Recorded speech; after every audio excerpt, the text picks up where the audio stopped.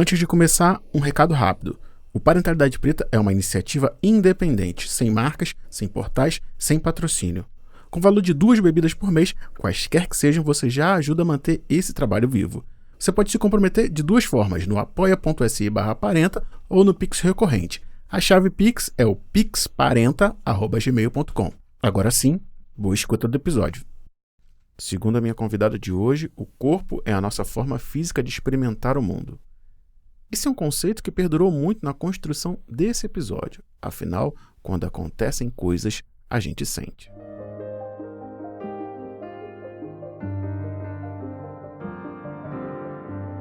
Não há como dissociar os sentimentos das sensações. Quer ver um exemplo? Vamos fazer um jogo agora, um exercício simples. Imagina que você está relaxando seu corpo, deitado num local confortável, e subitamente um sapo molhado e gelado caiu no seu rosto. Nojo, repulsa, calafrios, arrepios. Pronto, você sentiu. O que você fez é uma coisa que a humanidade desenvolveu há muito pouco tempo: entender, organizar e agir. Mas no primeiro momento você fez uma coisa que sempre foi feita. Você sentiu e isso deu contorno ao seu corpo. Como eu disse há instantes, você experimentou o mundo. E vamos admitir aqui para nossa construção que experimentar o mundo é sentir o mundo. E se há sensação, há reação, que nem sempre é consciente.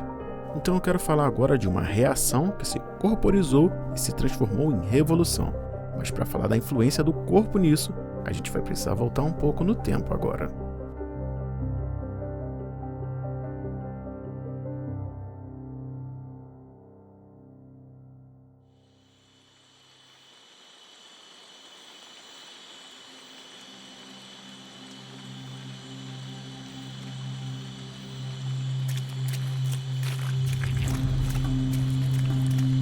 Há algum tempo havia escurecido, e a chuva forte impregnava a trilha com cheiro de terra molhada, misturado ao da pólvora queimada que vinha de longe. Fato esse que dava um ar mais tenso à caminhada, que levaria até 1 hora até o serviço daquela noite, que seria de fogo. Aquele definitivamente não seria um dia comum. Os passos quase não podiam ser ouvidos, abafados pela força da água e pelo mato que insistia em atrapalhar. Mas isso não impediu que centenas de negros e negras de diversas fazendas se juntassem naquela noite para mais uma cerimônia de voodoo.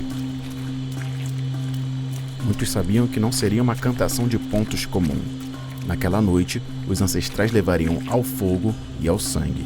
Não era hora de cura. Não era um serviço da Guiné. Aquele era um culto puro, o mais visceral da tradição Petu.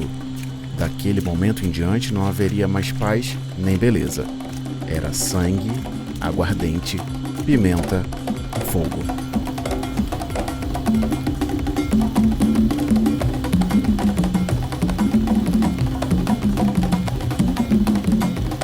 O caminho levou a uma clareira.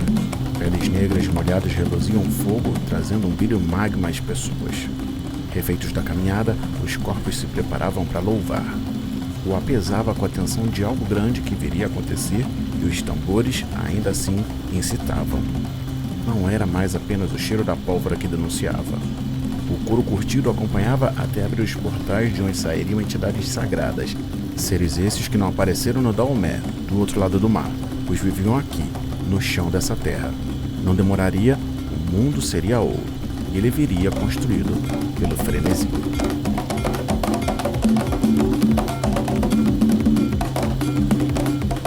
Os tambores fervilhavam e a noite avançava. Um rastro de pólvora desenhado no chão, algo que logo se tornou conhecido. No chão de terra batida, a pólvora havia sido desenhada com cuidado. Um coração, dentro dele linhas cruzadas, formando um quadriculado. No topo, uma espada. Quem estava ali não precisava de explicações. Aquele sinal era conhecido. O coração chamava a fúria protetora das mães. A espada lembrava que o amor também é luta. As linhas entrelaçadas cercavam o desenho e guiavam o caminho da força que estava sendo invocada. Aquele era um mapa espiritual, marcado no chão para que não houvesse dúvida sobre quem estava sendo chamada naquela noite. E ali, naquela clareira, encharcada de chuva e tensão, todos sabiam. Aquela marca não pertencia a qualquer espírito. Era o sinal de Exile Dantor.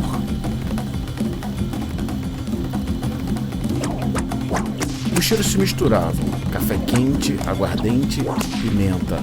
O barulho do chicote estalava ao longo do avanço do ritmo e o frenesi aumentava. Gritos, choros, risadas e outros barulhos quebravam a consciência das pessoas. O transe se aproximava. A dona da noite estava prestes a chegar. O ritmo avançava e uma chicotada mais forte fez parecer que o tempo havia parado. A pólvora acendeu, fazendo o desenho explodir em um flash de luz e fumaça ácida. Silêncio. A própria fúria está entre eles. Um dos espíritos mais rápidos e fugazes da nação Petu acabara de montar o seu cavalo. Era Ezildantor, que havia chegado, e ela descera no corpo da jovem Cecile Fatman. Daquele momento em diante, não se sabia distinguir quem era Ezildantor ou Cecile. As duas eram um só corpo e um só espírito. A cerimônia de hoje tinha caráter violento e era proposital. Tudo era proposital. O café forte mantinha todos acordados, corpos retorcidos, molhados, quentes, pulsantes, tesos e ávidos. Ali eles aguardavam o destino que aquela noite selaria. Cecile agora era Ezildantor. Tinha olhos verdes, herança da violência colonial entre uma africana escravizada e um europeu. Mas naquela noite eles pegavam fogo. Sacerdotisa dos Voduns, era a pessoa hierarquicamente mais elevada junto ao presidente da cerimônia. O coadjuvante era Dut Bokuman, um homem escravizado vindo da Jamaica que era muito respeitado pela sua sabedoria e liderança espiritual. Dut, o Ungan, proferiu algumas palavras e em seguida Ezil sangrou um porco preto que esperava e estava reservado para aquela cerimônia. Os presentes foram ungidos com o líquido quente do animal e tiveram suas testas marcadas. Na primeira trégua da chuva, ouviu-se um trovão estridente. Aquela era a aprovação de Xangô. E ungidos para a guerra pelas mãos de uma mulher-cavalo montada pela lua mais poderosa da nação Petu, na cerimônia do Buacaimã, que Ezildantor, mãe feroz, protetora das crianças, espírito das mulheres feridas pela violência colonial e protetora das mães escravizadas, os presentes começaram naquele momento a Revolução Haitiana.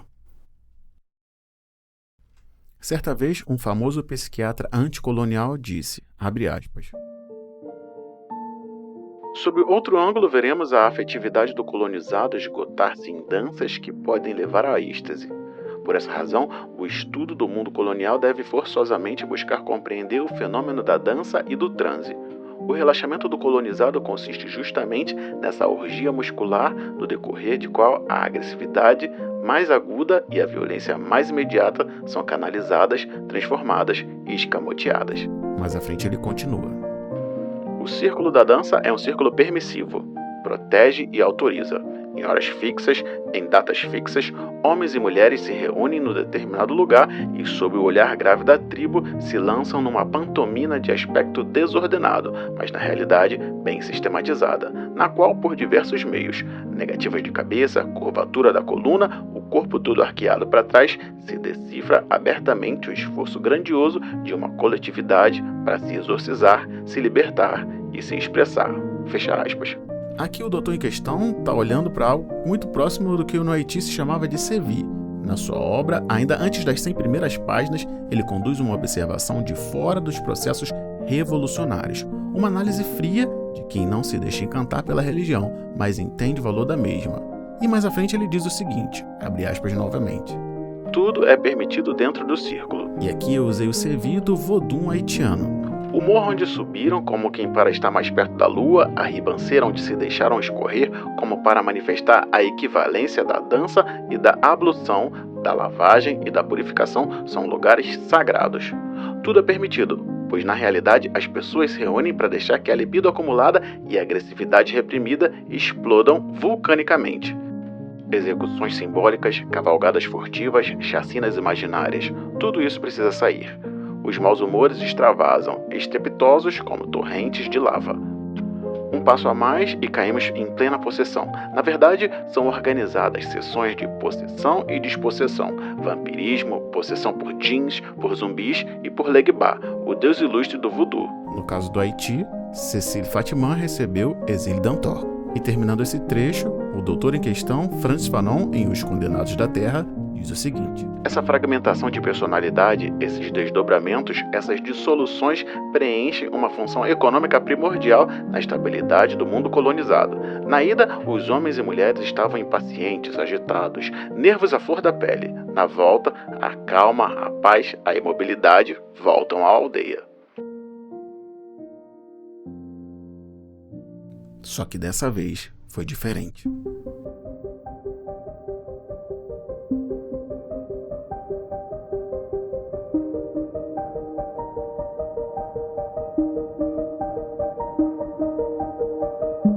O término da cerimônia que eu te apresentei há alguns instantes, o Luá Caimã, foi o início de uma revolução que durou 4.512 dias, mais precisamente 12 anos, 4 meses e 10 dias. Como se deu a revolução e mais detalhes, com certeza a gente vai voltar em algum parenta, mas por hora eu quero que você guarde o fato de que foi uma revolução que começou através do corpo de uma mulher negra, Cecília Fatimã, e é sobre esse corpo que esse episódio se constrói. Após a queda do regime na ilha, um novo fenômeno varreu o mundo atlântico, a chamada Onda Negra.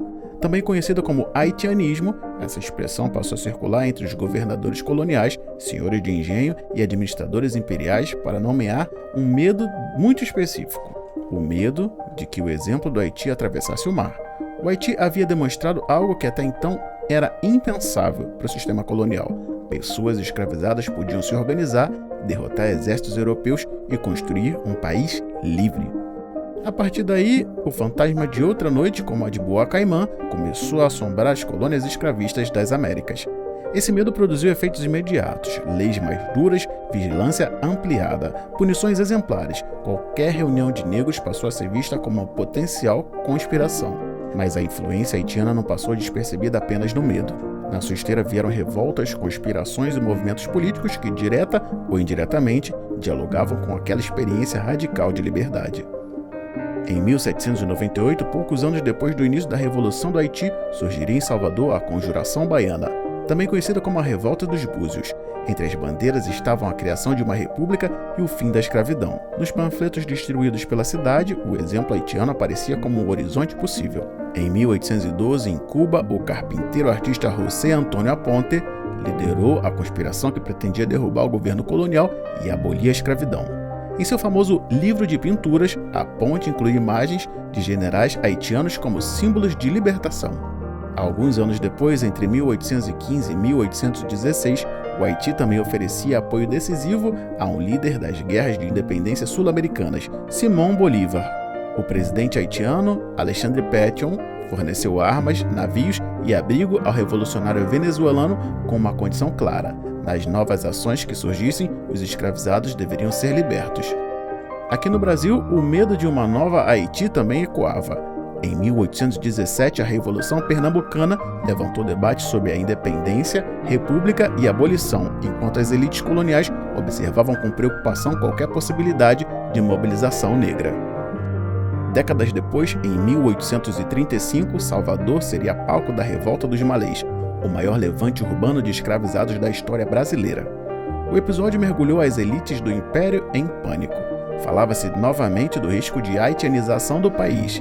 Foi esse medo da Onda Negra que fez um jovem baiano nascido livre e depois ser vendido como escravizado pelo próprio pai, ser vendido de Salvador para o sudeste do país. Escravizados baianos eram temidos por seu alto nível de organização política, a exemplo dos malês, o que deixou uma má fama. Essa venda daria início à história de Luiz Gama, que você inclusive pode acompanhar lá no Parenta 3, tá lá, pode chegar. E esse é um relato próprio dele mesmo, de Luiz. Poucos anos depois, entre 1838 e 1841, a balaiada no Maranhão também assumiria contornos de guerra social. Em sua fase final, quilombolas liderados por Cosme Bento das Chagas chegaram a reunir milhares de homens em armas. E eu não deixei o Maranhão por último aqui porque eu tô te prometendo que daqui a um ano eu volto na história que tem dentro da história do próprio Maranhão. Mas eu quero que nesse momento a gente admita que essa onda negra que varreu a América veio através do corpo de uma mulher negra, Cecília Fatimã. E eu acho que aqui já dá pra gente sacar mais ou menos o que Angela Davis falava. Ela dizia, abre aspas, quando uma mulher negra se movimenta, toda a estrutura da sociedade se movimenta com ela. Fecha aspas. Pensando nisso, nesse momento, fica a pergunta. Em 2026, ainda cabem discursos que não consideram a mulher negra como agente político na construção desse nosso país, do Brasil? Eu poderia falar muito sobre isso, mas eu prefiro que você ouça a minha convidada de hoje. Bom, eu poderia terminar a resposta num redondo não, mas vamos elaborar um pouquinho. Eu acho que esses discursos, eles nunca deram conta de explicar o Brasil, a história do Brasil, mas eu acho que eles já foram menos questionados publicamente. Então a gente está num momento onde esses discursos que nunca deram conta, eles estão sendo mais publicamente friccionados. E para mim é importante referenciar esse publicamente para não comprar uma ideia de um passado passivo, onde as pessoas estavam aceitando quietas tudo que estava acontecendo. A questão é que hoje esses questionamentos eles estão vindo a público, ganhando mais destaque. E quando um discurso hegemônico ele não considera mulheres negras como agentes políticos, ele não é um discurso que é neutro, ou ele também não é um discurso que ele só está incompleto. Ele está operando, ele é um dispositivo ativo de apagamento de parte fundamental da história brasileira. Né? Porque quando a gente vai falar de mulheres negras como agentes políticos, os exemplos são muitos. A gente poderia falar de figuras como Antonieta de Barros, Benedita da Silva, Lélia Gonzalez, Carolina Maria de Jesus, Mãe Estela de Oxóssi, Tia Ciata, Dona Ivone Lara, Neuza Santos Souza, Sônia Guimarães, Simone Maia Evaristo, Conceição Evaristo, Sueli Carneiro, Beatriz Nascimento, Jurema Werneck, enfim, poderia ficar aqui mais uma hora falando. Mas a gente também tem outros exemplos que são tão fundamentais quanto esses, que são os exemplos da experiência vivida, do cotidiano, que são as nossas tias, nossas mães, nossas avós, nossas irmãs, nossas vizinhas. Mulheres negras que no chão da vida estão fazendo acontecer todos os dias isso e historicamente fizeram. Né? O que seria das organizações comunitárias, das iniciativas de educação popular sem as mulheres negras? Né? Mulheres negras que muitas vezes sustentaram territórios inteiros com trabalho, com cuidado, com ética e com estratégia política. Né? São mulheres que atuam em seus territórios, que fortalecem suas comunidades, que dão sustentação para suas famílias. Então isso mostra que a gente não está falando de exceção, a gente está falando de estrutura. Então quando esse discurso ignora mulheres negras como agentes políticos, e também vale a gente separar aqui que a gente não faz política só no âmbito partidário, mas existe a política sendo feita no chão da vida. Quando esses discursos eles se consolidam, eles não estão só apagando grandes nomes, eles estão apagando uma prática histórica coletiva que sustenta esse país. As mulheres negras, elas são parte fundante do que nós temos como Brasil hoje. Então, tirá-las dessa conta é tirar grande parte da estrutura e da história cultural do Brasil. Março é tradicionalmente considerado o mês das mulheres. Uma luta válida e necessária. Há muitos exemplos de liderança de resistências femininas no continente africano e no continente americano. Em uma breve pesquisa você vai encontrar muitos nomes, e eu tenho certeza, mas para não sair sem deixar alguns nomes, eu vou te dizer alguns exemplos aqui. Além da Rainha Nani, das montanhas da Jamaica, a gente tem a força de Dandara dos Palmares, aqui no Brasil, a bravura de Bartolina Sisa, nos Andes bolivianos, e a resistência de Carlota Lucumi, em Cuba. Todas essas trajetórias convergem para a verdade de que a liberdade nas Américas foi gestada por mãos femininas, honrando o corpo que pariu a Revolução, aquele mesmo corpo sagrado e político sob o axé vodum de Cecília Fatiman e a proteção de Exílio Dantor na cerimônia do Boa Caimã, que invocou a fúria e a espiritualidade necessárias para incendiar o Haiti e romper para sempre as correntes do colonialismo, gerando uma onda negra nas Américas e no mundo. E com certeza no futuro a gente vai correr atrás dessas outras histórias. Mas por enquanto a gente vai encerrando março com o retorno da 4ª temporada do podcast Parentalidade Preta, com essa troca que vai falar sobre o poder do corpo da mulher negra.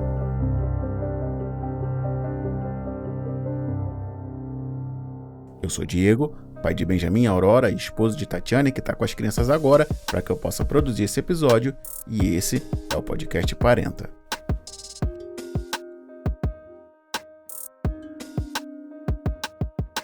O meu objetivo aqui é segurar na sua mão para que a gente caminhe juntos em direção a uma parentalidade preta mais forte e mais potente, que potencialize a nós e as nossas crias.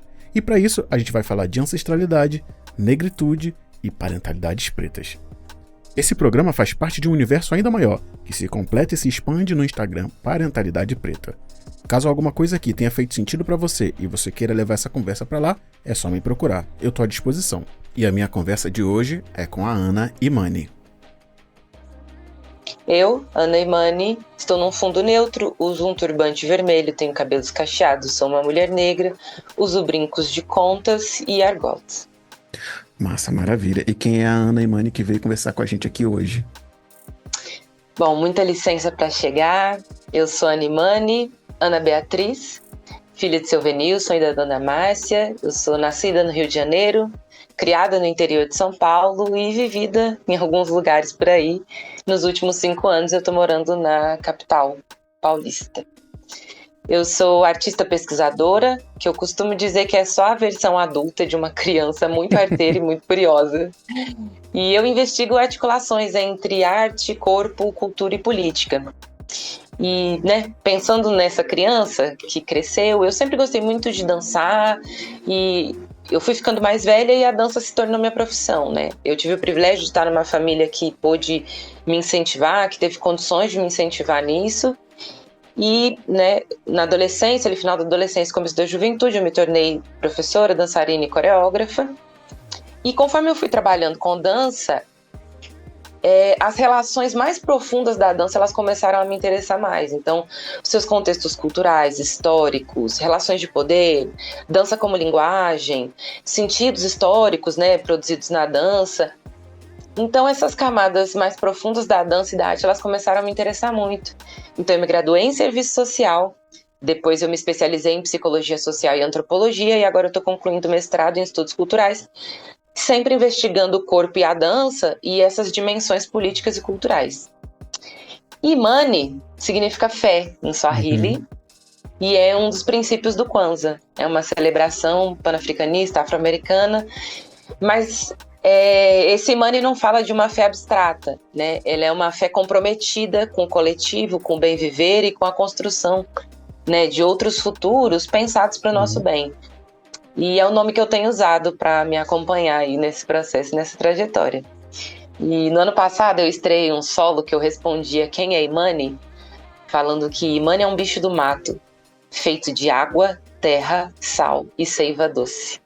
E eu gosto muito dessa frase, porque eu acho ela meio enigmática, mas eu acho que ela me ajuda a lembrar do que eu mais gostaria de apresentar sobre mim, assim. Eu acho que são 4 elementos que dão uma boa síntese, assim, de quem eu sou. Pô, muito legal, muito bacana mesmo. E propósito, Tem propósito o nome. Bacana, show de bola. A gente vai pro intervalo rapidinho e já volta.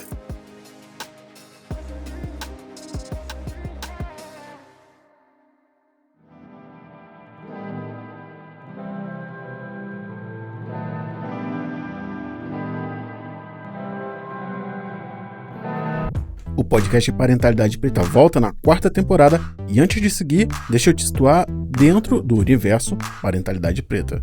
Esse é um podcast que atravessa corpo, ancestralidade e consciência para pensar a criação em um mundo que insiste em negar a gente enquanto pessoas pretas. Eu sou Diego, educador parental, um homem negro, pai, e esse podcast se tornou referência por unir afeto, teoria e escuta sobre criação, masculinidades e famílias pretas. Aqui o conteúdo ele não tem fim, ele é uma travessia. Ele é um espaço para refletir sobre o que significa educar com identidade, dignidade e fé ancestral. Tudo que você escuta aqui é feito de forma independente. A pesquisa, a leitura, o roteiro, a gravação, a curadoria, a edição e a finalização, sem o apoio de grandes marcas, instituições ou portais de mídia. E é muito importante ressaltar que nada disso se faz sozinho. Esse trabalho só tem se mantido de pé graças a quem decidiu se comprometer, e eu quero agradecer a todas as pessoas que mantiveram o apoio entre o final da última temporada e esse retorno. Esse é um gesto simples que faz diferença real, porque cada apoio transforma a escuta em estrutura e mantém isso aqui de pé. Se você está chegando agora, eu preciso te dizer que o Parentalidade Preta não é só um podcast, é um ecossistema que possui escuta, formação e cuidado.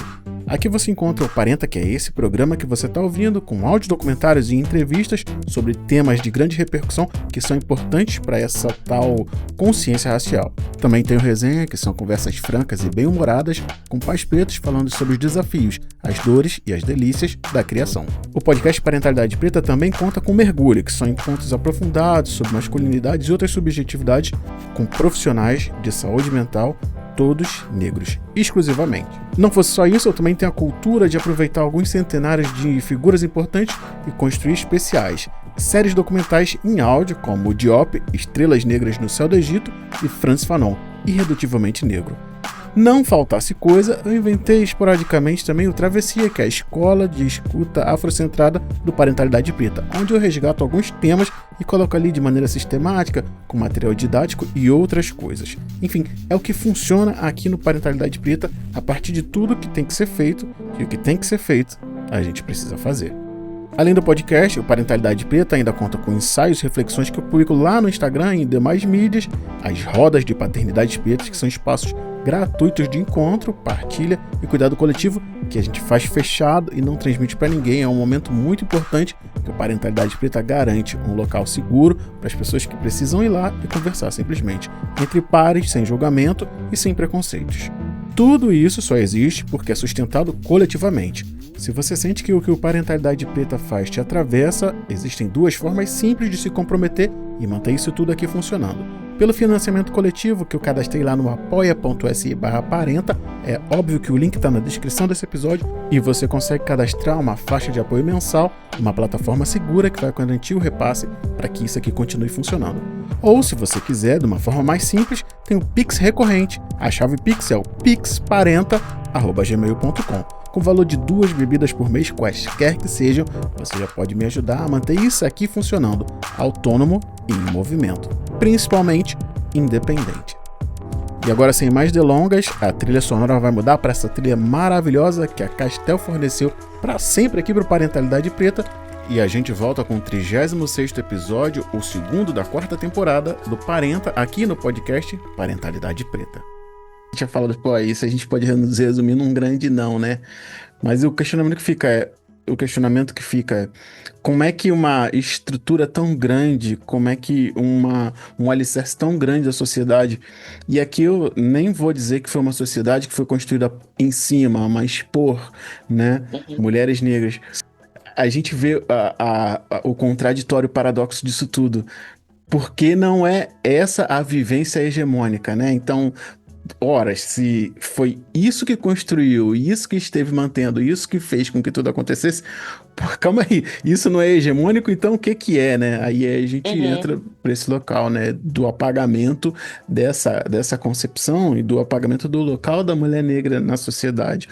Cara, isso fez tanta coisa não ser hegemônico, diz muito sobre essa discussão, até política, que a gente tá tentando, e você muito bem falou, trazer de novo pra luz, né?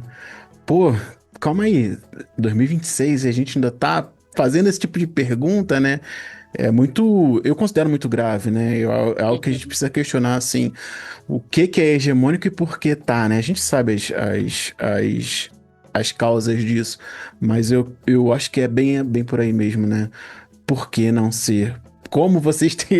Ainda acho que a pergunta é um pouco mais embaixo. Como vocês têm coragem de não hegemonizar isso, né?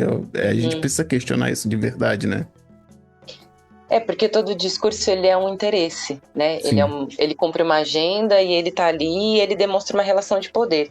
Então, quando a gente começa a questionar quem tá ganhando com esse discurso, quem perde, sabe? Quais são os interesses? Recentemente eu vi uma notícia sobre como as pessoas já estão pensando, por exemplo, no que deve ser escrito em relação ao genocídio em Gaza, como que isso deve ser relatado nos livros históricos, né? Então, a forma como os discursos eles se montam, eles não são neutros, eles não são simplesmente para noticiar o que aconteceu, né? A história é um campo de disputa. Então, verdade. Sigamos nós construindo, reforçando e fortalecendo os nossos discursos, né? Pensando nos futuros que pensam no nosso bem viver e relatam a nossa história. Não, verdade, verdade. E trazendo para o que você faz, professa, vive, né? E aí a gente já vai para a segunda pergunta, que eu queria saber, na sua opinião, qual é o papel do corpo na construção identitária negra brasileira, né? O papel do Uhum. corpo, de uma maneira geral. Esse Porque eu sempre tenho muito disso, dessa concepção que a gente ouve assim, o corpo negro, o corpo negro, o corpo negro é uma pessoa, não é uma pessoa. Então, pensando, né, esse corpo que não é personalizado, eu queria te ouvir falando um pouco sobre o lugar dele nessa construção. Uhum. Eu penso que eu gostaria de começar a responder apontando o que eu entendo tanto por identidade quanto por corpo. Uhum, Tem um sociólogo britânico-jamaicano chamado Stuart Hall, muito influente no campo uhum, dos estudos culturais, que é a minha área de pesquisa atualmente, que ele diz que a identidade é um processo de construção, né? Não uma identidade fixa. Então, as identidades elas são formadas dentro das culturas através das condições que essas culturas oferecem, né? As sim, identidades, sejam elas no campo individual ou coletivo, elas são produzidas na relação, no contato, nos processos históricos, nas identificações, nas disputas de poder e por aí vai. sim, Já o corpo, ele é um dado material, é físico. É pelo corpo que a gente experiencia a vida. É pelo corpo que a gente experiencia a formação da identidade, seja ela como for. Seja no uhum, âmbito pessoal, né? Em como você percebe e processa as informações e as situações da sua vida, as particularidades de cada corpo, as próprias experiências, enfim. Ou seja, no âmbito social e coletivo, né? Onde uhum, estão as nossas experiências relacionais, nossos encontros, nossos afetos, desafetos, sim, as negociações. Então, considerando que a identidade ela é esse tornar-se, esse processo, né? Essa hibridez que vai se construindo e que o corpo é a nossa forma física de experimentar esse processo e de existir e de interpretar o sim, mundo, como não considerar o corpo no centro da formação da identidade negra brasileira? sim, Porque é no corpo, com o corpo e através do corpo, seja ele na dança, na música, na espiritualidade, na cozinha, na forma de ocupar o espaço, nas uhum, relações, que o corpo negro produz linguagem, produz cultura e produz sentido. Mesmo quando o corpo negro é silenciado da fala, esse corpo encontrou e encontra formas de existir e se comunicar. sim, Né? Então, o Stuart Hall ele fala, inclusive, para a gente pensar no processo diaspórico, o quanto, por muitas vezes, o corpo era o único capital cultural que a população negra tinha. E, além disso, eu acho que a gente pode pontuar também que, no contexto brasileiro, né, pensando nos processos históricos e culturais do Brasil, o corpo ele é central na construção da identidade negra porque ele é o marcador racial. sim, Né? Ele é a sim, dimensão visível, é nele que a violência incide, né? É no corpo direto, é definir qual é o corpo que pode receber essa violência, que sim, merece, para onde essa violência é destinada, e também é no corpo que se resiste, é no corpo que se dança, é no corpo que se ginga, é no corpo que canta. Então é esse corpo que está sempre friccionando e experimentando fisicamente as experiências de se existir num uhum, contexto cultural, social, histórico, político, racista que a gente vive.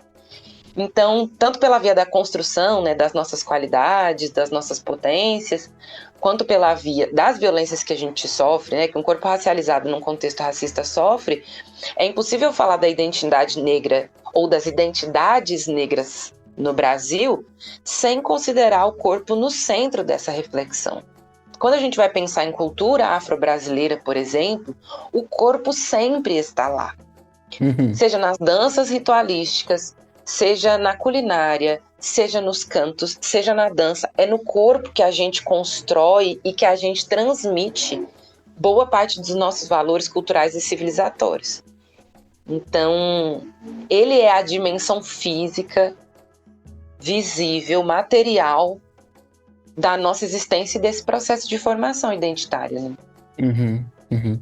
Não, total. E você falou sobre Stuart Hall, né? E é engraçado porque é o cara que mais fala desse receptáculo da violência colonial dentro dessa diáspora atlântica, né, forçada africana. Ele estuda bastante sobre ele, e o Paul Gilroy também falam muito sobre essa a experimentação do mundo através do corpo negro, né? Eu acho que eles trabalham muito bem nesse sentido. E você falou exatamente sobre a conexão do corpo com a religiosidade e de como ele experimenta até a libertação, né?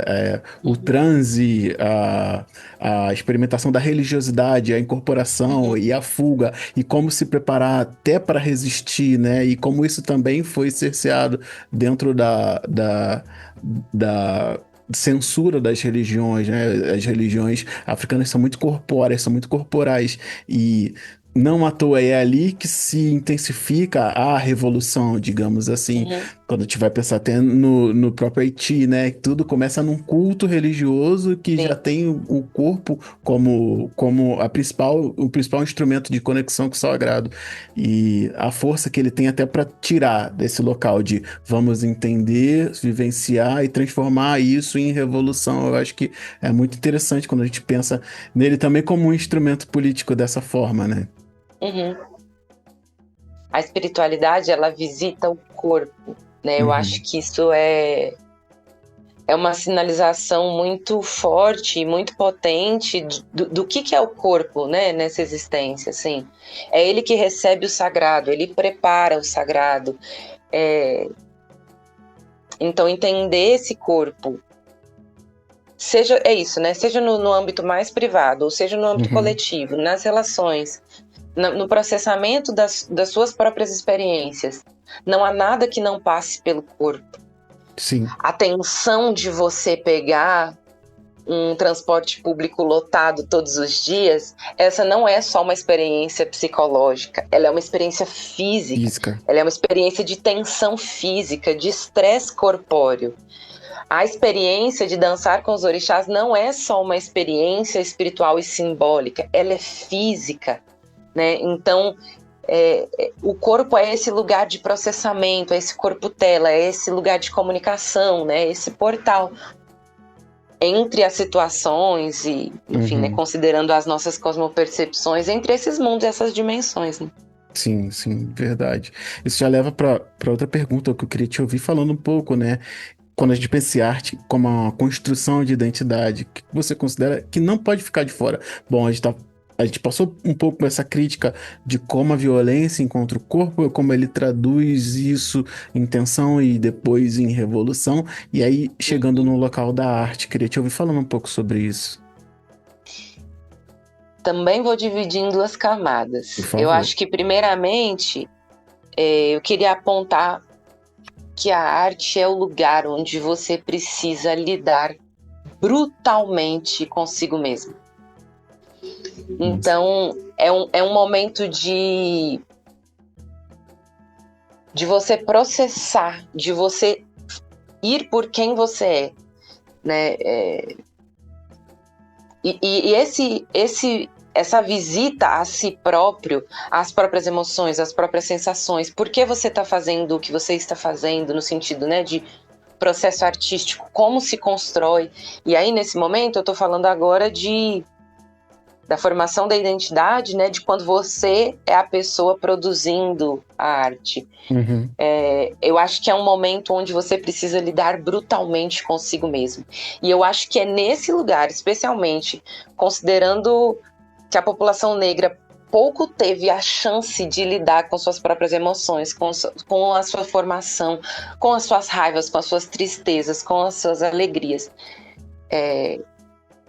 Porque a gente precisava dar muito lugar para a sobrevivência. Sim. Eu acho que quando a gente se permite lidar brutalmente consigo mesmo, quando você se permite produzir algo a partir disso, é um momento onde você se aproxima cada vez mais de você mesmo. É um momento onde você se distrai cada vez menos, onde você processa quem eu sou, o que eu sinto, onde estão minhas fragilidades, onde estão as minhas potências. Então eu acho que é um lugar que tira, ou que pelo menos ajuda a gente a lidar com esse sapo que fica na nossa goela quase que cotidianamente, assim, sabe? seja para a gente poder simplesmente ter um momento onde a gente baixa a frequência e respira, seja para a gente poder levar o corpo à exaustão, dançando muito, e para sentir outro tipo de experiência física que não seja a da violência, a do medo, a da hipervigilância. Seja no momento onde eu consigo escrever uma frase que descreve aquilo que eu queria ter falado para aquela pessoa que me constrangeu em tal lugar. Seja quando a gente consegue fazer um desenho de um negócio que a gente sonhou. São nesses momentos onde a gente precisa lidar brutalmente com a gente mesmo. E quando eu digo brutalmente, não é no sentido ruim, mas é no sentido inteiro, no sentido visceral. E aí, numa segunda camada... Sim. Né, eu penso também no que a gente consome, então nas artes que chegam para a gente. Porque eu acho que não dá para também considerar a arte na construção da identidade sem considerar quem cria, a partir de onde cria e que condições essa criação acontece. Porque eu entendo a arte como uma forma de expressão cultural, né? Ela é a materialização de ideias, de conceitos. E esse conceito, ele não é deslocado nem descolado da realidade contextual de onde ele brota. Sim, se eu falei o que eu falei no começo, né, dizendo que lidar com a arte é lidar brutalmente consigo, e lembrando que eu estou falando que a formação da identidade não é uma essência fixa, lá que está dentro do seu gene, mas é algo que vai se produzindo, a gente também entende, então, que os objetos artísticos, e quando eu digo objeto eu não estou falando só, né, de coisa material, mas assim, da forma de como aquela arte se materializa, elas carregam todas essas coisas, esses valores, esses sentimentos, esse encontro do artista com ele, com o contexto dele. Então, a arte, ela carrega consigo valores culturais e civilizatórios. Sim. Tanto que, como a gente estava falando, muitos dos nossos valores e dos nossos princípios estão conservados nas nossas formas artísticas. Então isso significa que cada expressão artística, ela traz junto uma forma de interpretar e de experienciar o mundo. Sim.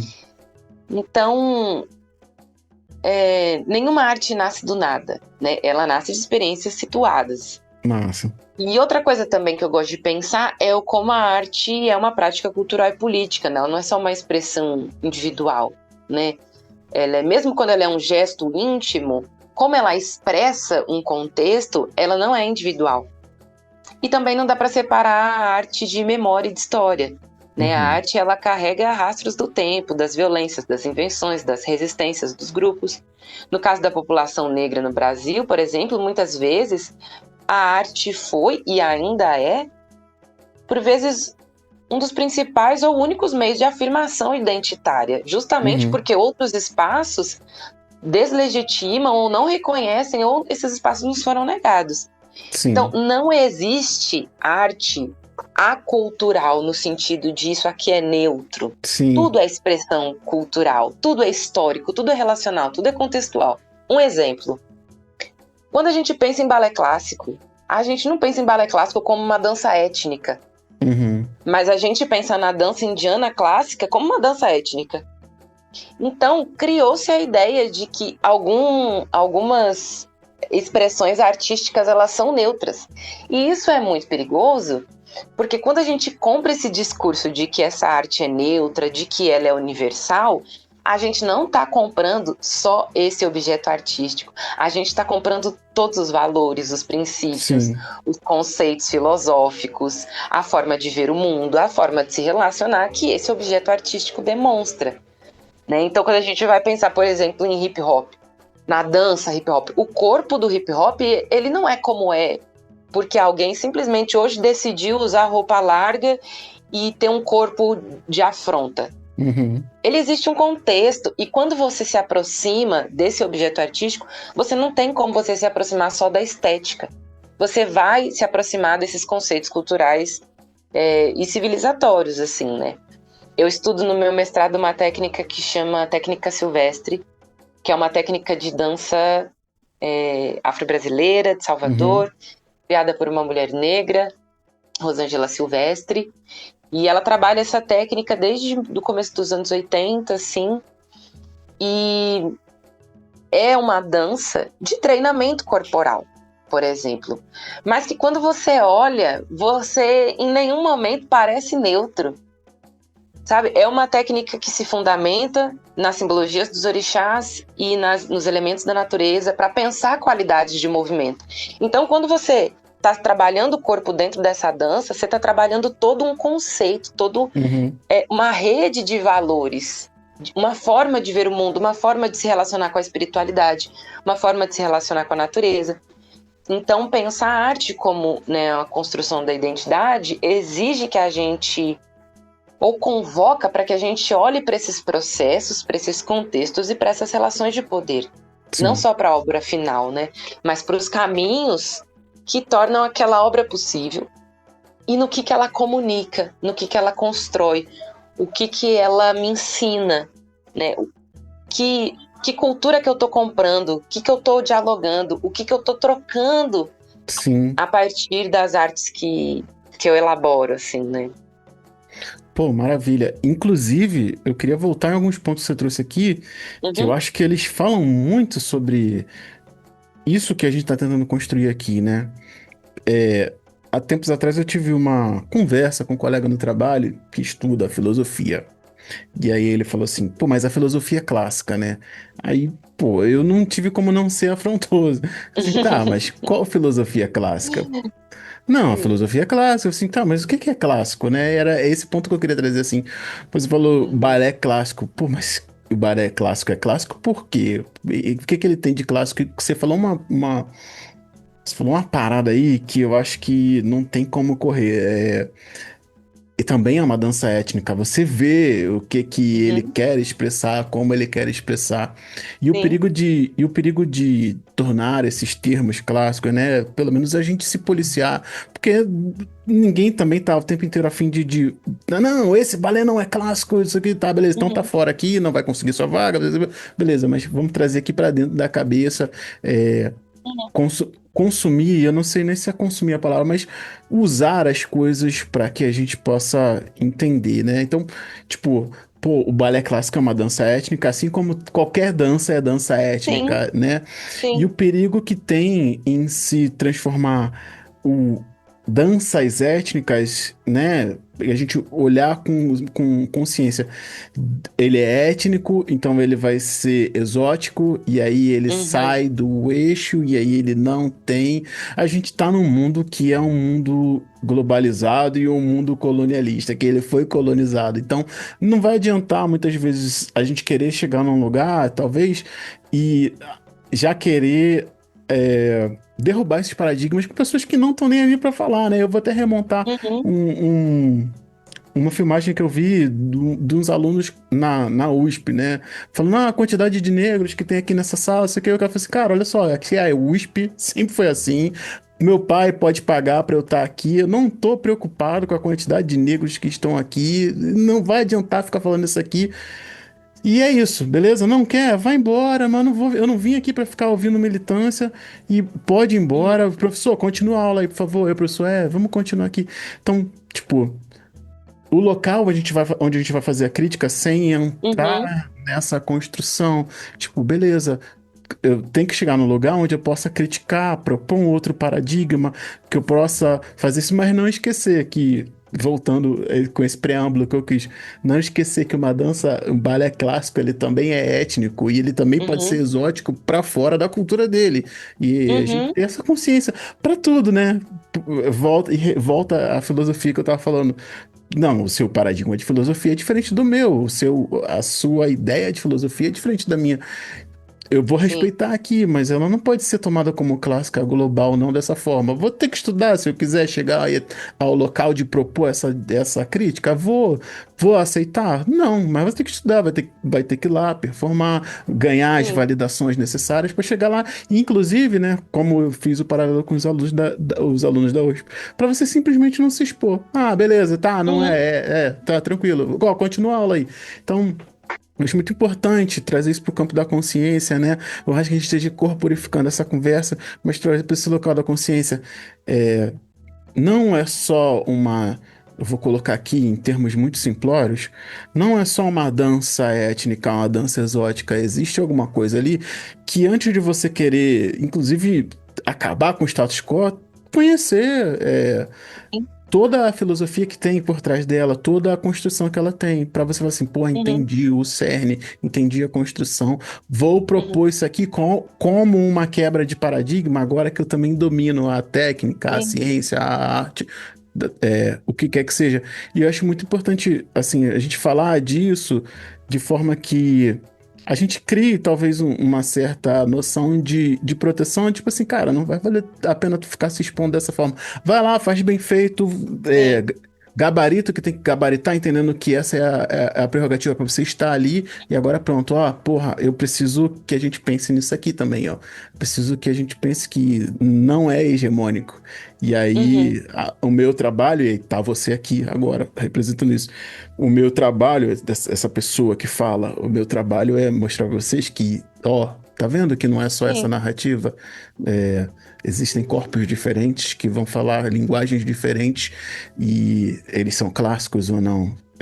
Uhum, Eu acho que é muito importante a gente pensar também, né, nesse local da liturgia que o corpo passa para essa construção.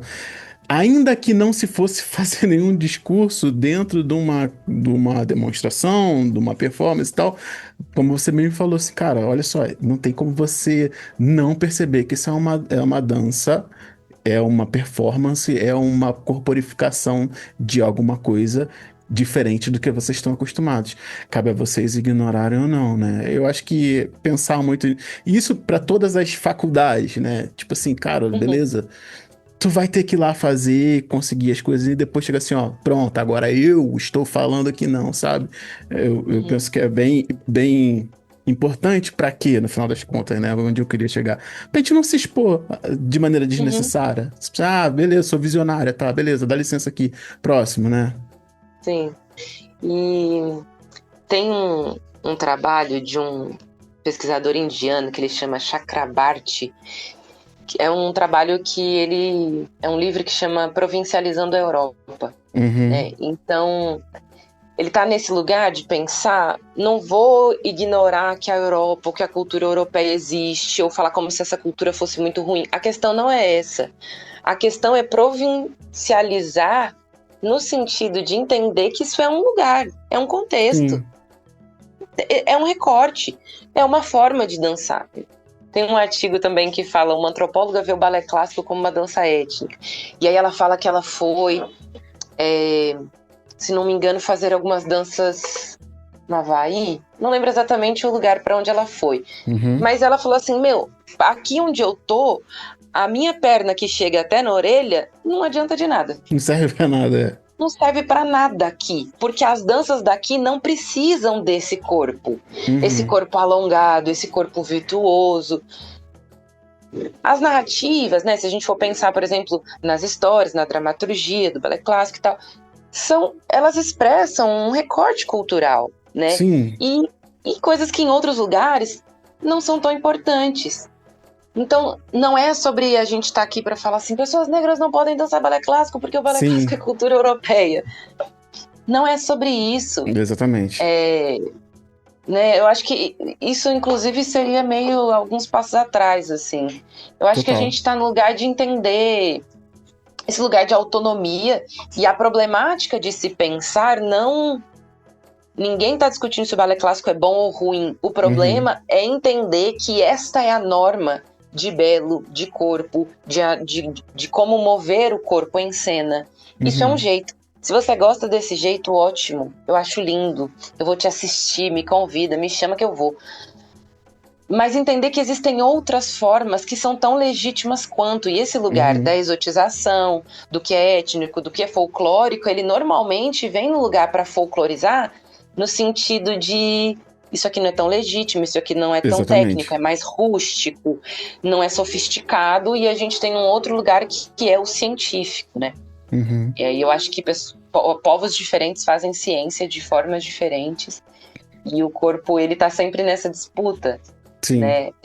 Então a gente tem que também aprender a escolher nossas batalhas, porque a gente já tem muitas. exatamente. Então saber aonde que é tempo de respirar um pouquinho, onde é tempo de pausar para pegar um fôlego, onde você dá o bote, para onde você corre, né? Eu acho que A arte, nesse sentido, ela... Por isso que, para mim, ela está muito nesse lugar da troca, do diálogo, e da comunicação e da política, né? Porque é como as coisas se apresentam para nós. É uma forma de se apresentar, né? Sim, de verdade. Inclusive, eu queria ir até para o próximo ponto dessa troca, né? A gente falou um pouco dessa abrangência geral de como o corpo vai experimentar como você bem falou, o exótico, o folclórico, o que cabe, o que não cabe, né? E aí eu quis falar um pouco sobre o meu exemplo com a filosofia. E aí a próxima pergunta ela já fala um pouco sobre isso, né? Falando das filosofias de uma maneira geral. Como é que com a experiência que você tem, o que você acredita que não pode ficar de fora do pensamento crítico para as próximas gerações de mulheres, né, brasileiras? E aí, olhando para, obviamente, quem vai estar porventura ouvindo a gente, que vai passar coisas, dentro dessa crítica que a gente tem tentado trazer nesse episódio, principalmente, pô, o que cabe e o que não cabe, né? Quando a gente vai corporificar a experiência negra, e a gente falou dos locais onde está. Então, o que não vai poder ficar de fora no futuro, assim, ou se olhando daqui hoje, 2026? Uhum. Eu queria responder a partir de 3 princípios do mulherismo africana. Massa, maravilha. Que é o respeito aos mais velhos, autodeterminação e coletividade. Inclusive, para quem não conhece sobre mulherismo africano, eu sei que tem episódio aqui sobre mulherismo africano com a Roberta Ribeiro, então já corre lá para ouvir, que tá incrível. Vai ficar no link da descrição. É isso. Então, assim, primeiro princípio, que eu vou começar pensando o que eu acho que não pode ficar do pensamento crítico de mulheres negras, é o respeito aos mais velhos. E quando eu digo esses mais velhos, eu tô falando inclusive da nossa história, né? Tem um provérbio africano que diz que nós estamos onde estamos, pois estamos sobre os ombros dos que vieram antes. Então, para mim, pensar criticamente o futuro passa por honrar esses ombros, honrar essas histórias, essas trajetórias, essas estratégias, e inclusive os erros, os escorregões, os tropeços dessas mulheres que vieram antes de nós. Eu acho que é preciso honrar essa trajetória. E esse respeito, ele não é só simbólico, né? Ele acontece em várias camadas. É na história dos nossos povos, na história das nossas ancestrais diretas, né? Das nossas mais velhas hoje e também das nossas próprias histórias. Né? Perceber onde que houve sucesso, onde houve fracasso, onde a gente escorregou, onde tivemos boas sacadas, e a partir disso pensar que tipo de continuidade a gente está dando, né? Honrar esses ombros também é construir ombros fortes para sustentar quem vem depois. Então, para mim, esse respeito aos mais velhos eu percebo como é sobre honrar o tempo. E o segundo princípio para mim é o princípio da autodeterminação. A gente precisa fortalecer as nossas raízes e formular muito bem as nossas estratégias de vida. É um lugar de autorresponsabilização. A segurança e a qualidade de vida que a gente deseja, ela não vai chegar pronta para nós. Ela vai precisar ser construída por nós. E isso exige muito cuidado com distração e com migalha. Porque o sistema que a gente vive, ele é muito eficiente em nos distrair, em fazer a gente achar que está matando a fome com migalha, em enfraquecer os nossos laços, inclusive em dissipar valores que são até princípios de autopreservação. E hoje, com o peso das redes sociais, eu sinto que isso fica ainda mais intenso. Então é muito fácil perder tempo, energia e dinheiro com coisas que não vão nos nutrir de verdade. E eu falo isso com muito carinho e com muito respeito, porque eu sei que cada pessoa é um mundo, tem a sua história, suas questões, tá vivendo um tempo diferente, tá num momento de processar as coisas.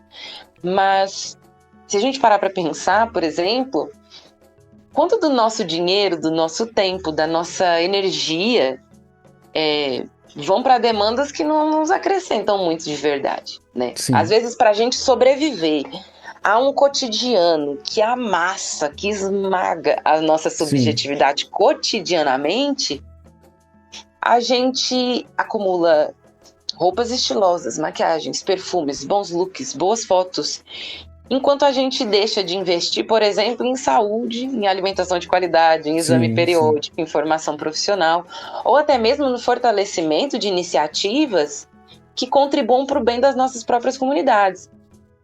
Então, por exemplo, a população negra no Brasil morre muito mais por hipertensão e diabetes do que por violência direta. Isso tem um contexto estrutural, é claro, mas, para mim, isso nos chama para, né, honrar o tempo e dar essa atenção, né, para essa história, para onde a gente foi historicamente enfraquecido. Sim. E para como que a gente pode reparar essas fragilidades. Eu estou falando que é um problema a gente gastar dinheiro com roupa? É claro que não. Mas como é fácil isso virar migalha, porque isso faz a gente se sentir bem, claro. Sim. A gente vive num sistema que nos esmaga cotidianamente, só que a gente precisa tomar muito cuidado para que essas pequenas migalhas e que realmente a gente pode acessar, a gente pode lidar com pequenos prazeres, mas isso não pode distrair a gente. Então, a autodeterminação para mim é isso, é entender que a nossa vida, a nossa saúde e a nossa dignidade são de principal interesse nosso. Especialmente num sistema racista e capitalista que nos desumaniza e nos esgota o tempo todo. Então, não se trata de colocar o trivial e o cotidiano como um grande problema, mas de ter cuidado para que essas distrações elas não se tornem o principal destino dos nossos investimentos de tempo, de energia, de afeto. É sobre autorresponsabilidade, autogestão. E esse auto, ele não é individual. Sim. Ele não é exclusivista, ele não é centrado em si, o que já me leva para o terceiro ponto, que é a coletividade. O mulherismo africano, ele fala sobre a centralidade na família, e não a família, só esse lugar, né, que não nos pertence. Nós temos também as nossas conceituações de família. Então, e existe um pensamento moderno, neoliberal, que ele aposta muito num sucesso e num bem-estar extremamente individualizado e desconectado de um coletivo. E na minha perspectiva isso é muito perigoso, porque inclusive enfraquece uma potência central das mulheres negras, que é a coletividade e a matrigestão. Sim. O mulherismo africano, ele nos lembra, né, desse potencial nutridor da mulher negra, não apenas como uma mãe biológica, mas como alguém que gera e sustenta potências no coletivo. Isso se conecta, inclusive, com o que a gente estava falando sobre as mulheres negras na formação cultural brasileira. Sim. Então, eu penso que aqui eu não estou falando só de família consanguínea ou de maternidade literal, né? Mas é de gerar condições de vida, de cuidado e de continuidade coletiva. E eu também não estou falando aqui da sobrecarga da mulher negra. Eu estou falando de um lugar de construção de coletivo. Uma mulher negra, ela só está sobrecarregada se ela não tem um coletivo junto com ela. Né? Então, fortalecer redes, iniciativas e vínculos é fundamental, porque quando uma de nós está fragilizada, tem toda uma rede capaz de sustentar, né, um processo de recuperação. É o que a gente pode viver nos quilombos, por exemplo. Sim. Né? Esse conceito filosófico que é nosso de sustentação comunitária. Exatamente. A gente fala muito, e com razão, né, da falta de espaços e de relações seguras para mulheres negras. E esse sentimento é muito verídico. Mas eu também acredito que ele deve vir junto com o pensamento crítico para que as próximas gerações passem a considerar a nossa responsabilidade na construção coletiva e na manutenção desses espaços seguros.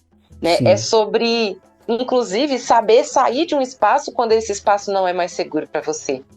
E eu lembro de uma situação, queria fazer um parêntese, assim, de uma das coisas que me marcou muito, e talvez seja uma das situações que me fez ver a arte de um jeito que eu ainda não via.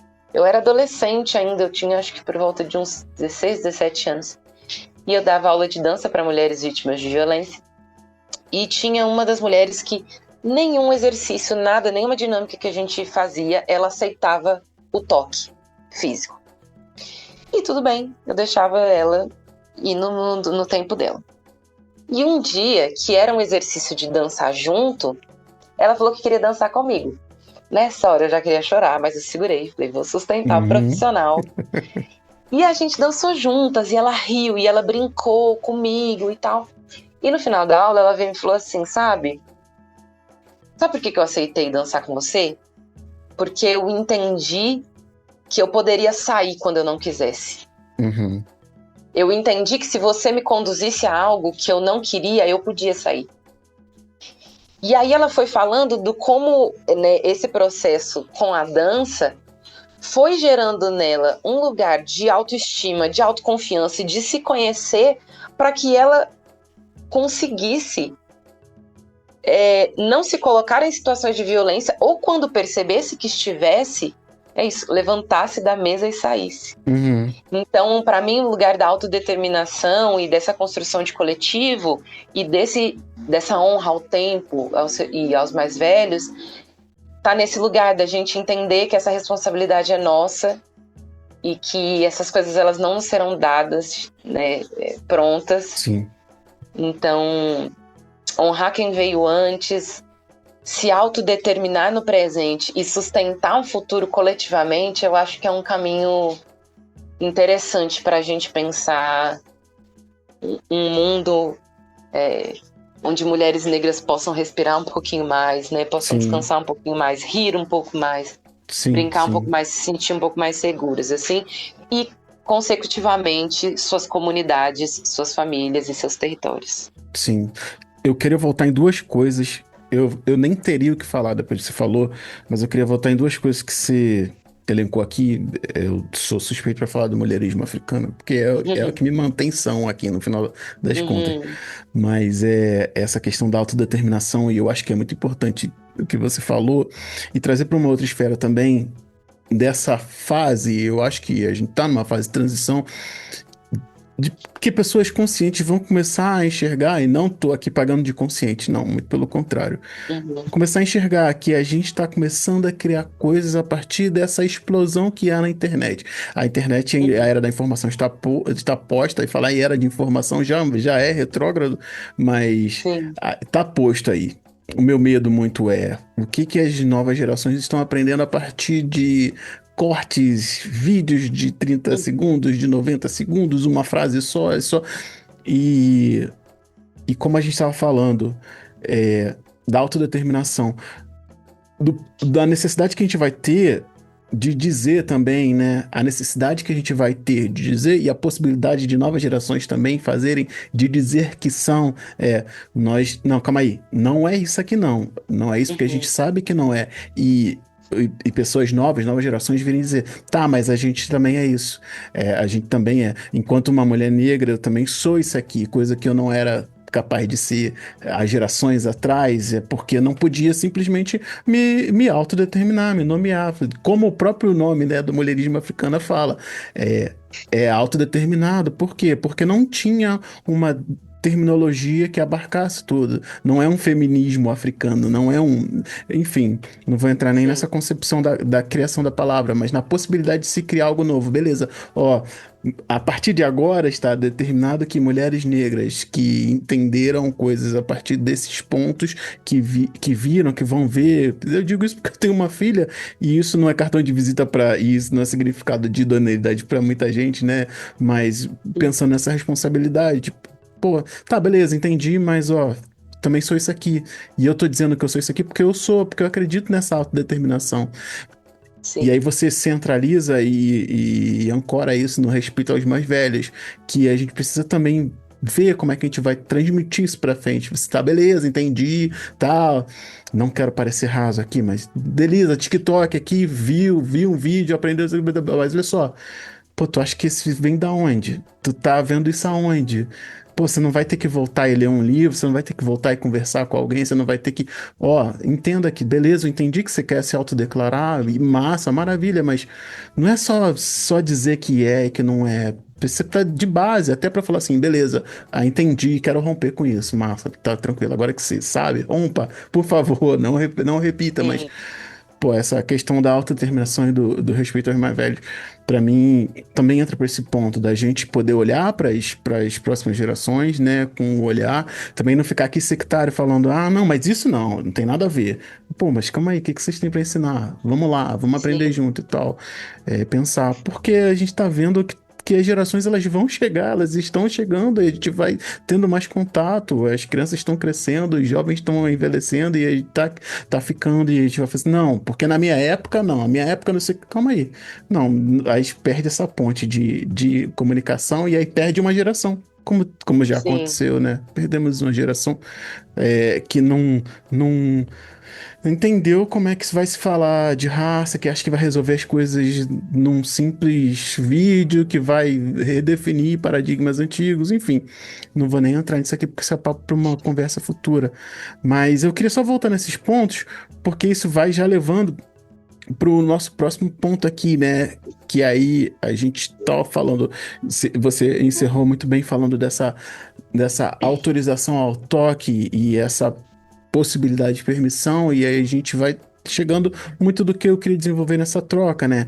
E a próxima pergunta ela fala muito sobre isso, né? O que a arte ela inclui na vida de meninas negras e se ela importa e por quê? Pensando, como você falou no final aí, a pessoa que entendeu a permissividade ou a possibilidade de ser tocado ou não através do corpo. O corpo disse, não, aqui meu corpo se sente seguro, então eu posso respirar. Não racionalizei isso, mas eu senti. E a gente também tem dissociado muito, né?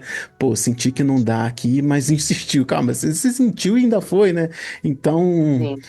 pensando na arte, né? E principalmente falando com você, que leva ela para esse local corporificado também, né? Não só. Mas aí vou até repetir, o que que ela inclui, a arte de maneira geral, o que que ela inclui na vida de meninas negras, se ela importa e por quê? Eu queria te ouvir falando um pouco sobre isso. Eu venho pensando nisso desde a época da minha faculdade. Aham, Nessa época eu já trabalhava com dança e eu atuava como orientadora socioeducativa em 3 casas do Pequeno Cidadão na minha cidade.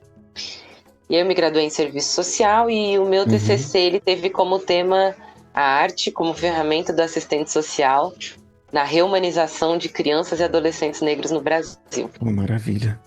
E não foi muito simples sustentar esse debate dentro de um curso, né? Que Sim. normalmente tem outras ferramentas de intervenção. Então, falar de arte dentro do serviço social exigiu de mim muita postura, porque muitas vezes a arte Uhum. ela é vista como um lugar, né, acessório, supérfluo Sim, ou distante, né, das chamadas questões urgentes. Mas para sim. mim era justamente o contrário, era nomear a arte como ferramenta de reumanização. E que afirmar isso era afirmar sua função social e política, Uhum. especialmente num país que desumaniza sistematicamente corpos negros desde a sua infância. Sim. Então, para mim, eu acho que a primeira coisa que fica é que a arte ela inclui possibilidade na vida de meninas negras. E isso por si só, para mim, já diz muito sobre a sua importância. Uhum. Ela importa porque historicamente crianças negras elas crescem em um mundo em que tentam reduzir as suas possibilidades de existência, de imaginação e de futuro. Então, um mundo que insiste em dizer que elas não podem ser, onde elas não pertencem, o que não é para elas. E a arte, para mim, ela atua justamente no sentido contrário. Ela expande o campo do possível. Né? Através da arte, meninas negras elas têm acesso a linguagens para elaborar suas próprias experiências, para nomear seus próprios sentimentos, seus Uhum. atravessamentos, suas dores, suas contradições, que muitas vezes não encontram escuta em outros espaços. Né? A arte ela cria um território onde essas experiências não apenas cabem, mas elas ganham valor, elas ganham forma, elas ganham sentido. E a arte ela também importa porque ela permite que meninas negras se vejam como criadoras, como pensadoras, como protagonistas, como produtoras de mundo. E não Sim. apenas como corpos a serem corrigidos, silenciados, consumidos ou reproduzirem a mesma coisa que sempre ouviram, sabe? A arte ela produz outras narrativas possíveis para si. E além disso, eu acho que a arte ela atua diretamente no corpo, né? E para meninas negras que têm esse corpo que é atravessado muito, muito cedo por muitos regimes de controle, por Sim. vigilância, por expectativas raciais e de gênero, eu acho que a arte ela pode ser um espaço de reconciliação com o próprio corpo, de escuta, de autonomia, de prazer, de experimentação, seja pela dança, pela música, pelo desenho, pela escrita, pela performance. O corpo ele deixa de ser só um lugar de, né, um marcador social e ele passa a ser um lugar de invenção, de fabulação, de vida. Uhum. E eu acho que para fechar, eu diria que a arte para mim importa muito, porque ela não forma só artistas, ela forma sujeitos críticos, sensíveis, capazes de imaginar outras formas de vida, outras relações, outros futuros. Porque a arte, ela está sempre te convocando a experimentar, a pensar outras formas, né? E isso é exercitar o cérebro dessas meninas para que eles tenham novas ideias, para que eles sejam criativos. E aí, às vezes, a gente pensa que a criatividade, ela está sempre num campo do artístico. A criatividade, a gente precisa de criatividade para sustentar 3 crianças dentro de uma casa, por exemplo. Sim. Você é pai, pode dizer muito melhor que eu. É preciso de muita criatividade para cuidar de crianças, é preciso de criatividade para elaborar uma carreira, para lidar com as questões do trabalho, para descobrir formas de gerir melhor o seu tempo, de lidar melhor com o seu dinheiro, com as suas emoções. A criatividade, ela é importante para a vida, não só para criar objetos artísticos, né? Então, e eu acho que para meninas negras isso é extrema e profundamente político, porque se imaginar viva, inteira, potente e em continuidade, em si só já é um gesto de resistência muito grande. Então eu acho que a arte importa não porque ela salva sozinha, mas porque ela abre frestas. E muitas vezes é nessas frestas que essas meninas negras respiram, criam raízes e aprendem a sustentar, né, a própria existência com dignidade e com imaginação. Total. Eu não tenho nem o que falar a respeito disso, de verdade. Eu não quero, não que eu tivesse, mas, pô, assim, é incrível, né? Porque corporificar tudo isso de maneira. Um corpo produzindo arte qualquer que seja, né? Eu tava refletindo enquanto você falava. Você vai precisar do corpo para desenhar, para escrever, de qualquer forma. A não ser que seja só imaginar para si, mas o seu corpo ele vai ter que agir de alguma forma para você produzir algo. E já é uma saída de contexto, você já muda totalmente a percepção. Eu queria ir para a próxima pergunta, porque inclusive ela é opcional, né? Eu até deixei ali, se você quiser, fica à vontade, responder ou passar, né? Eu vou ler aqui porque eu acho que ela é bem densa, pelo menos para mim, na concepção dela, né? Pensando no que você comunica, o que você gostaria que as pessoas soubessem sobre a sua história que precisa ser contada com calma, né? Eu acho que, além dos 4 elementos que eu falei, onde Mani é um bicho do mato, feito de água, terra, sal e seiva doce, eu acredito que a calma é isso, né? Me chama para uma mesa de bar, me chama para um café com um bolo de fubá com goiabada, mas eu acho que a calma que eu gostaria de ter e de me apresentar tem muito a ver com esse lugar de como eu sou terra, água, sal e seiva doce. E como por vezes nem todos os elementos aparecem ao mesmo tempo, né? Eu acho que existe um lugar também como mulher negra onde o sal às vezes aparece bem mais, onde eu consigo aguar mais, onde essa seiva doce, né, ela encontra mais lugar para parecer segura, ou onde essa terra ela é indispensável. Mas eu penso que eu sou complexa, eu sou cheia de camadas e eu acho que me conhecer com calma talvez deixe essas camadas um pouco mais inteiras, assim. E é difícil, porque essa pergunta ela é a que mais, né? Exatamente porque aqui é um espaço que eu acredito ser um espaço de calma, né? A gente está aqui sentado, trocando ideia. Quem estiver ouvindo a gente também, espero que esteja aí trocando ideia com calma com a gente. Mas eu acredito que eu, enquanto mulher negra, e tantas mulheres negras também gostariam de poder existir um pouco mais em todas as suas camadas e de não precisar estar escolhendo tanto. né? O que a gente pode deixar a todo momento, o que a gente pode deixar transparecer, inclusive, né, considerando todas as coisas que aconteceram, né, no final do ano passado, o como isso vai gerando um desgaste, uma hipervigilância tão constante, né, que às vezes é isso, às vezes a gente só queria uma mesa com um café, um bolo de fubá com goiabada, para poder existir um pouco com mais calma, para a gente poder existir sem medo, sem calcular e sem... Ou talvez, não sei se seja possível sem, mas calculando menos e podendo existir de uma forma um pouco mais inteira e sem esse controle todo, né? Entendi. Acho que calculando menos resume muito do que a gente imagina que deva ser, né? Tipo, pô, eu não preciso calcular minhas atitudes, eu posso simplesmente relaxar, né? Eu acho que é isso mesmo. Esses lugares seguros, né? Que a gente insiste em criar, insiste em acreditar que eles precisam existir, que a gente precisa fomentar. E a ânsia por estar nesses lugares também é algo que tem que incomodar e tem que movimentar a gente, mas também, tipo assim, pô, quando é que a gente vai descansar, né? Quando é que os humilhados serão exaltados, né? Não quero nem trazer isso mais para um local raso, mas é isso que você falou, né, cara? Assim, dentro da minha concepção onde a gente vai poder sentar e simplesmente não ser julgado, sabe? Pô, até pelo silêncio, sentei, tô quieto aqui, beleza. Ó, tô aqui, qualquer coisa. Pô, excelente. Bom, a gente vai para nossa última pergunta agora. É uma citação sua, né? Tirei lá da bio do seu Instagram e pra mim fala muito, porque eu já te conheço há algum tempo, eu te acompanho. Meu corpo é meu primeiro texto. O que é uma mulher negra em 2026, depois desse 25 tenebroso que a gente até citou agora? O que é uma mulher negra em 2026 quer dizer com isso? Meu corpo é meu primeiro texto.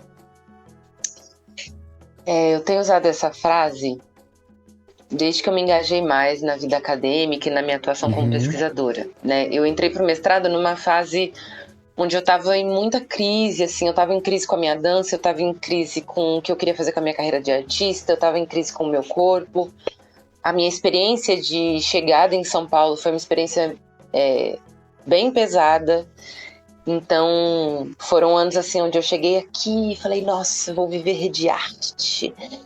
E aí, enfim, e eu vivi muitas violências, foi um processo muito difícil para mim e eu estava completamente perdida de mim.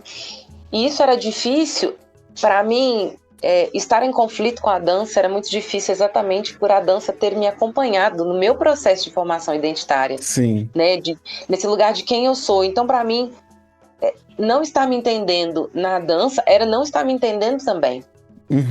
E quando eu entrei no mestrado, eu não conhecia nenhum dos clássicos, eu não entendia nada que as pessoas estavam falando, mas eu me lembrava que, antes de tudo, as minhas dúvidas, as minhas hipóteses, meus argumentos, minhas justificativas, minhas limitações, elas estavam todos no meu corpo. Então, eu sabia que o pontapé inicial estava em mim, estava escrito no meu corpo, na minha história.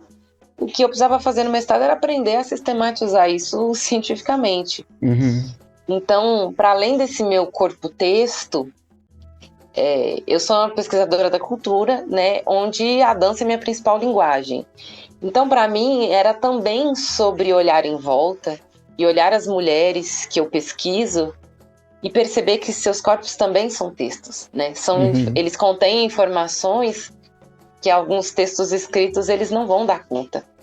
E pensando no que eu quero dizer com isso hoje, eu acho que segue sendo que eu sou o primeiro texto que eu preciso ler, nós somos o primeiro texto a ser lido. Eu acho que é preciso que a gente se estude, se conheça, porque o nosso corpo carrega informações muito valiosas para o nosso bem viver e para o bem viver da nossa comunidade. E eu não quero que isso pareça um papo good vibes, assim, de autoconhecimento. Não é sobre isso. É, inclusive, sobre autopreservação. Porque, por muitas vezes, esse texto, ele tá rasurado, ele tá com frases confusas, ele tá fora de lugar ou de contexto. Mas a nossa dedicação né? A compreensão de quem nós somos é indispensável para a nossa sobrevivência, porque eu acho que é preciso a gente fazer leituras internas e constantes, revisitar nossos discursos, nossas narrativas, nossos comportamentos. E eu não estou falando de narcisismo, nem de individualismo e nem de hipervigilância. Eu estou falando de compromisso, de ética, de compromisso com a nossa existência, porque, cara, já há muito contra nós. Sim, Se verdade. nós não tivermos domínio nem sobre quem somos, o que nos atrai, o que nos conquista, o que nos distrai, o que a gente aceita, o que a gente defende, a gente fica muito vulnerável, né? Então, Sim. Depois de um ano tão brutal, de um fim de ano, que para mim foi tão com amargo na garganta, assim, eu acho que essa afirmação, ela para mim também tem um compromisso ético, né? Para mim, e eu espero que para outras mulheres, de ouvir o nosso corpo como um alerta, como limite, como um saber e como um guia, né? Porque se o corpo é nosso primeiro texto, ele também é o primeiro lugar onde se anunciam tanto o colapso quanto a possibilidade de continuidade. Sim, né? sim. É aprender a lê-lo a parte fundamental da nossa sobrevivência, né? E da construção de futuros possíveis. Sim. Então, para mim, pensar em meu corpo é meu primeiro texto, é entender que, e não como se eu fosse um lugar de autossuficiência, né? Porque mesmo na pesquisa acadêmica, os textos, eles precisam se conversar. Sim. Mas o que parte daqui, sabe? Quais que são as angústias que estão aqui? Eu acho que essa viagem para dentro, porque, né, pensando nessa espiralidade do tempo, uma viagem para dentro também é uma viagem para fora. Sim. Uma viagem para trás também é uma viagem para frente. Um passo atrás é um passo à frente também. Então, eu penso que em 2026, pensar o meu corpo como texto é entender ele enquanto obra artística política também. Porque quando eu entrei para o mestrado, eu fiquei muito em choque. Eu achei que eu estava dando muitos passos para trás na dança. E aí eu fiquei pensando nisso. Um passo para trás só é para trás a depender da perspectiva. Ele pode ser, em outra perspectiva, ele é um passo para frente, ele é um passo para o lado, né? Então, pensando que a vida não é uma linha reta, né?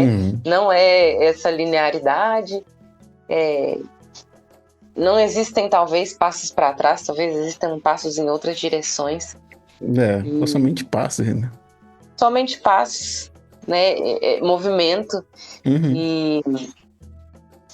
E eu acho que pensar nisso me ajuda a entender esse lugar da arte como política e entender que hoje é esse corpo negro que faz política dentro da academia, que fala sobre técnicas negras diaspóricas como técnicas de fabulação de mundo e de técnica corporal mesmo, assim. Eu acho que pensar esse corpo político, ele me leva para esse corpo texto, né? Ele me leva para entender se tantos textos construíram o mundo como né, o que temos hoje, se tantos textos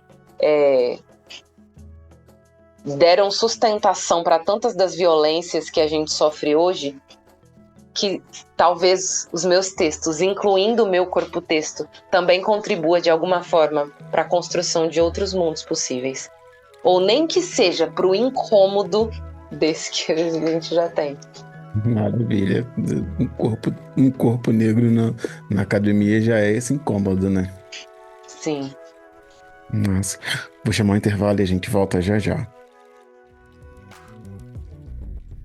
Eu vou aproveitar esse intervalo aqui para fazer uns ajustes na grade que me pareceram mais coesos. E eles são o seguinte: o Parenta, ele continua quinzenal, mas naquela semana todos os materiais daquele episódio vão sair, para a gente ficar mais atento e mais sintonizado no que está sendo falado. Isso acontece da seguinte forma: na terça-feira da semana do Parenta, sai o programa que você está ouvindo agora. Na quinta-feira eu vou colocar a introdução desse episódio separada para você usar fora de contexto, em alguma outra data, em algum momento que seja necessário, para você poder ouvir aí sem necessariamente ter que ouvir o episódio todo.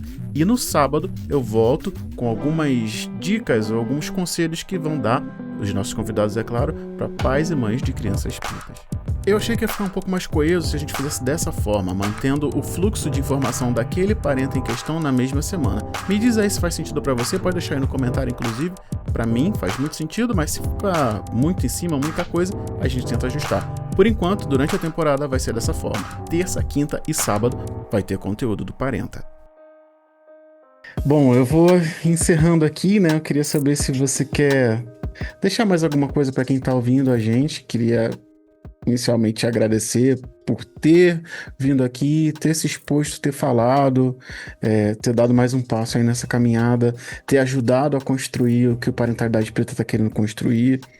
Como eu estava falando, né? Não dá para fazer sozinho, por isso que a gente está aqui trocando. Então eu queria saber se você quer deixar mais alguma coisa para quem está ouvindo a gente agora.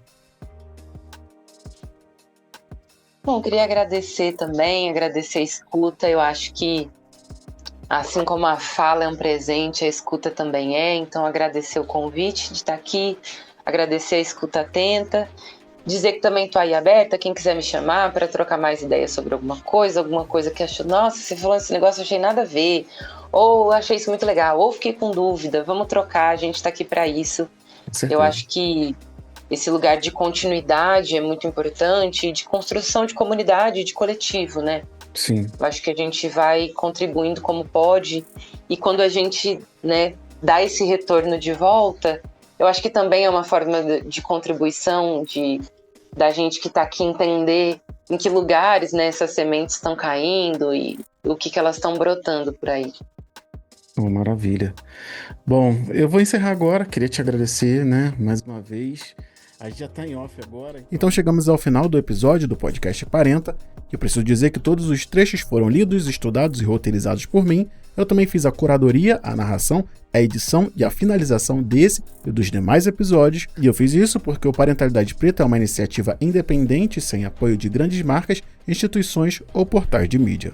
Se esse conteúdo te atravessou, te ensinou, te fez pensar de uma outra maneira, eu te convido a se comprometer com esse trabalho. Com o valor de 2 bebidas por mês, quaisquer que elas sejam, você contribui para a continuação dos episódios, a produção de materiais gratuitos e o fortalecimento de uma comunidade que educa com dignidade, ancestralidade, responsabilidade e consciência racial. Na descrição desse episódio eu deixei o link para o post correspondente a esse episódio no parentalidadepreta.com/podcast e lá você encontra também os links para os materiais utilizados como referência para esse episódio.